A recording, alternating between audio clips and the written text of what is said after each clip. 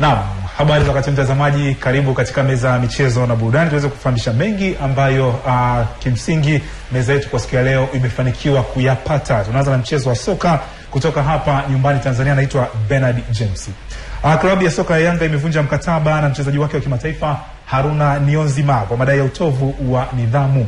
Mbali na kumfukuza huko, Yanga imemtaka Niyonzima kulipa fidia ya dola 71,175 ambazo ni sawa na zaidi ya shilingi milioni 150 ambazo ni gharama za Yanga katika usajili mpya wa Niyonzima ambao unamalizika mwaka 2017.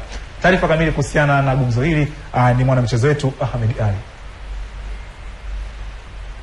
Klabu ya Yanga kwa mara nyingine tena inachukua maamuzi magumu ya kuvunja mkataba na mchezaji ambaye alikuwa ni kipenzi cha Yanga, Haruna Niyonzima, mchezaji wa kimataifa kutoka Rwanda. Kwa nini mmemfukuza Niyonzima? Mchezaji huyu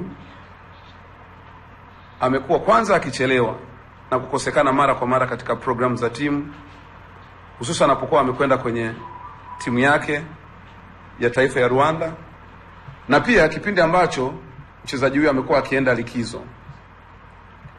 Na mara zote alipoitwa na timu ya taifa aliondoka bila hata klabu kupata taarifa, ukiachilia mbali kutokuomba ruhusa.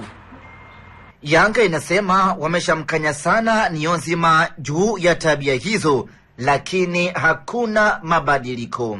Niyonzima hatosajiliwa na klabu yoyote mpaka alipe kiasi cha pesa anachodaiwa na Yanga. Klabu ya soka ya Yanga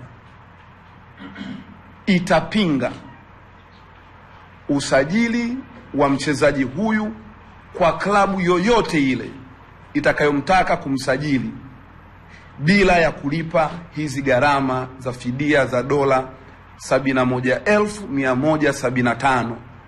Mashabiki wa Yanga wanasemaje baada ya kipenzi chao kutimuliwa? Sasa unapoleta mchezaji wa kimataifa ambaye anakuwa na tabia ambayo haiendani na matakwa ya klabu, kwamba moja kwa moja atakuwa anawaharibu wachezaji wa ndani. Mchezaji tulimpenda sana kama wanachama. Nguvu ya wanachama ndio ilimfanya Haruna Niyonzima kung'aa sana ndani ya klabu hii ya Yanga. Lakini ameshindwa kuheshimu nguvu ya wanachama na kufika tu kuudharau mpaka uongozi. Kwa hiyo uamuzi uliochukua kwa mimi binafsi na uunga mkono kwa 100%. Yanga haiwezi kuchezewa na mchezaji. Sisi hatubembelezi wachezaji. Haruna Niyonzima akacheza kama nani, Sande Manara, kompyuta. Hajawahi kucheza. Lakini hana nidhamu, hatumtaki. Kwa mujibu wa kanuni za FIFA, mchezaji wa soka hatakiwi kukaa nje uwanja hata kama ana mgogoro na klabu yake. Hivyo Niyonzima anaweza kucheza klabu yoyote huku kesi yake na Yanga ikirindima.